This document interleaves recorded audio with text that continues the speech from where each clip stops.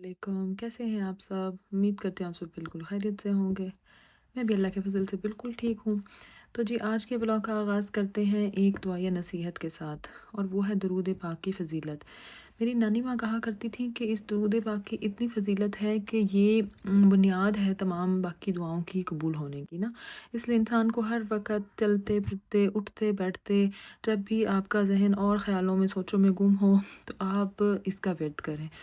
इतनी इसकी फ़ज़ीलत है कि आपकी जो बाकी दुआएँ होती हैं इंसान की बहुत सारी ज़िंदगी में ख्वाहिशात होती हैं या बहुत सारी हाजात होती हैं, इंसान उनके लिए तड़पता है या दुआएँ कर रहा होता है, तो उसकी बुनियाद ही दुरूद पाक से। आपने देखा जितनी भी हमें कोई वज़ीफ़े बताता है या कोई भी होता है, दुआ के लिए कहता है, तो सबसे पहले इब्तिदा यहाँ से ही हमने करनी होती है कि जी अव्वल व आखिर दुरूद पाक पढ़ के तो आप अपनी दुआ का आगाज़ करें।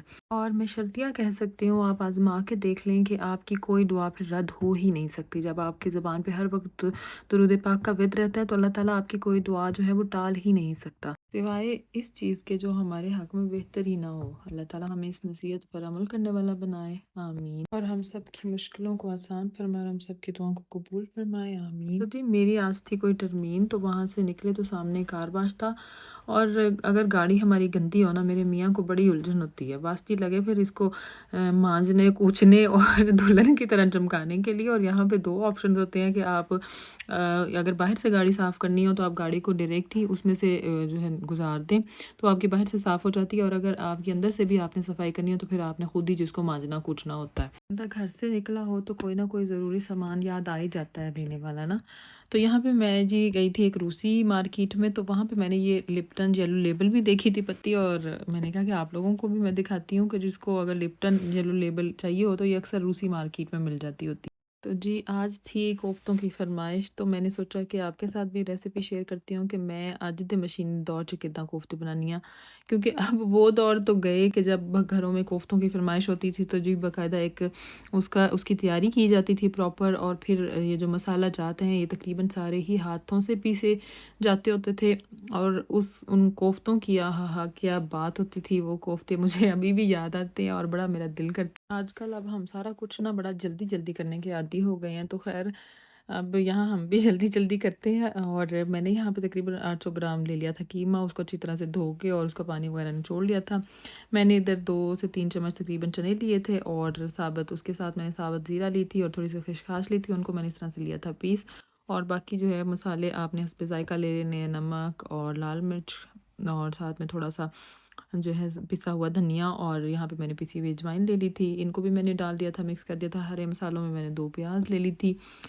मिर्च आपने हस्बे ज़ायक़ा डालनी है, सब्ज़ मिर्च की बात कर रही हूँ। और बाकी जो आपने, मेरे पास अदरक और लहसुन का पेस्ट था वो भी मैंने इसको इस तरह से डाल दिया था, साथ सब्ज़ धनिया भी मैंने डाल दी थी अंदर ही पीस के। इनको फिर मैंने अच्छी तरह से मिक्स कर लिया था, और मिक्स आपने अच्छी तरह से करना। अच्छा जी, ये सारा कुछ मिक्स करके ना, उनको अच्छी तरह से मिक्स करने का एक मकसद ये भी होता है कि कोफ्ते आपके जब आप सालन बनाते हैं तो अंदर से कच्चे नहीं रहते। क्योंकि अक्सर मैंने खाए हैं कोफ्ते लोगों के घरों में भी। मैं कल भी कहीं दावत पे थी तो उनका खाना बड़ा मज़े का था, लेकिन कोफ्ते जब मैंने खोल के देखा अंदर से ना कोफ्ता कच्चा था। अक्सर लोगों के कोफ्ते कच्चे रह जाते हैं क्योंकि बाज़ लोग ये मतलब बस नमक मिर्च ऐसे डाल के कीमे के अंदर ही ना, तो उसको मिक्स करके तो वो बॉल्स बना लेते हैं। कोफ्ते तो बन जाते हैं पर वो जायका नहीं आता। तुसी भी सही रेसिपी को फॉलो करना है। कोफ्ते बनाने हैं तो मेहनत से बनाने हैं, फॉर्मेलिटी पूरी नहीं करनी, वरना आपके कोफ्ते का वो जो कच्चे कीमे का जो एक रहता है ना, वो रहेगा। ऊपर से देखने में बेशक जितना मर्जी जो है कोफ्ता आपका अच्छा बने। अच्छा, यहाँ पे मैंने मिक्स करने के बाद इसकी बड़े ही नरम हाथों से बड़ी प्यारी प्यारी ना दरमियाने साइज़ की बॉल्स बना ली थी। तो इसलिए आपने भी यही साइज़ रखना है। उसके बाद मैं साथ ही ना कोफ्तों को हल्के से ऑयल में फिर फ्राई भी कर लेती हूँ। उसका एक तो ये होता है फ़ायदा कि अगर आपने कोफ्तों को फ्रीज़ करना है तो वो बड़े आसानी से फ्रीज़ भी हो जाते हैं, आपके टूटते कोफ्ते नहीं हैं। और अगर आपने उसका सालन भी बनाना है तो फिर नॉर्मल जैसे भी आप मसाला भून के उसको आप बना लें सालन वगैरह, तो भी आपका जो है वो कोफ्ता टूटेगा नहीं।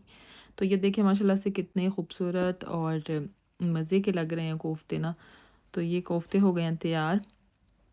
तो यहाँ पे मैं इनको कर रही हूँ फ्राई हल्का सा ऑयल लेके। और इनको फ्राई करते हुए भी आपने एक चीज़ का ख्याल रखना है कि आपने इसको पहले थोड़ी देर छोड़ देना है। जब इसकी एक साइड अच्छी तरह से डन हो जाएगी, फिर आपने इसको थोड़ा सा हिलाना है, हल्का सा ही, हल्के हाथों से ही, और फिर आपने इसकी साइड चेंज कर देनी है। तो इस तरह से आपका जो है तलते हुए भी कोफ्ता टूटता नहीं है और वो अच्छी तरह से चारों तरफ से जो है कुक हो जाता है। जी देखें कि फ्राई होने के बाद ये कुछ इस तरह की शक्ल में आ गए थे और मैंने थोड़ा सा इनको ज़्यादा ही कर लिया था। जब आप सालन बनाएँगे तो बिल्कुल ये जो है ना अपना कलर बड़ा प्यारा कलर देंगे।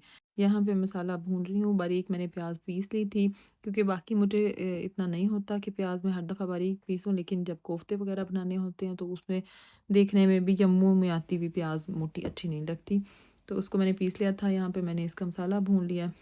तो मसाला भूनने के साथ-साथ जो है ना मैंने ग्रोसरी भी समेटनी थी, अभी बड़ा स्यापा होंदा है। मुझे कसम से ये जो ग्रोसरी समेटने का काम बहुत बुरा लगता है ना, कि वो जो एक-एक चीज़ पहले थैलियां चों कड्डो, फिर ਉਹਨੂੰ अपनी-अपनी जगह ते रखो, क्योंकि हर एक चीज़ की एक जगह ही होती है, ऐसे तुसी सुੱਟ नहीं सकते किथे भी ना, क्योंकि फिर वो बाद में निकालने में और इस्तेमाल करने में आसानी हो जाती है। यहाँ पे मैंने ना टमाटरों को हैंड मिक्सर से मिक्स कोई नहीं था किया, मैं इस मामले में बड़ी सुस्त हूँ, तो मैंने ना इसको बस इंच-ऊंच रगड़े मार के अंदर ही आलू डाल के और इसको ऐसे ही मिक्स कर लिया था, और थोड़ा-सा भून के आलू, तो उसके बाद मैंने फिर इसमें कोफ्ते डाल दिए थे। और वो पीछे देखें कि मैंने अंडे भी उबलने में रख दिए थे, क्योंकि मैं अंडे अक्सर कोफ्तों में नहीं डालती। मैं अक्सर आलू कोफ्ते बना लेती हूँ, क्योंकि मेरे बच्चे आलू भी शौक से खा लेते हैं और अंडे ऑप्शनल होते हैं। हाँ, आज सर्दी थी और मेरा खुद भी दिल कर रहा था, तो इसलिए साथ में मैंने अंडे भी सोचा कि मिक्स करने के लिए ना, तो इधर साथ मैंने, मेरी किचन की ये वाली ड्रॉअर काफ़ी गंदी हुई हुई थी और इसमें अक्सर जो स्नैक्स वगैरह और सारा कुछ होता है, मैंने इसको साफ़ करके ना तो इसमें जो है ना जो सामान भरना शुरू किया। और अक्सर आपने जब एक ड्रॉअर एक मकसद के लिए फ़िक्स की होती है ना, उसमें चाहे चीज़ें नहीं भी पूरी आ रही, हम लोगों की भी कोशिश होती है कि तुन के रखो, और इसमें सारा कुछ जो है ना पूरा करके ही छोड़ना ना। खैर, फिर अभी भी मेरी चीज़ें रह गई थी, तो मैंने फिर इसको दोबारा से खोला था और दोबारा से फिर मैंने स्टार्ट करके तो इसको फ़िक्स किया था। तो जी, ये है मेरे कोफ्तों की फाइनल लुक, माशाल्लाह से बहुत मज़े के लग रहे हैं। तो जी, ये था मेरा आज का व्लॉग, और अगर आप मेरे चैनल पर नए हैं और अभी तक मेरे चैनल को सब्सक्राइब नहीं किया, तो आप मेरे चैनल को सब्सक्राइब कर लें, इसे फ्रेंड्स एंड फैमिली के साथ शेयर करें। मुझे अपनी दुआओं में याद रखें, अपना ढेर सारा ख्याल रखें। अल्लाह हाफ़िज़।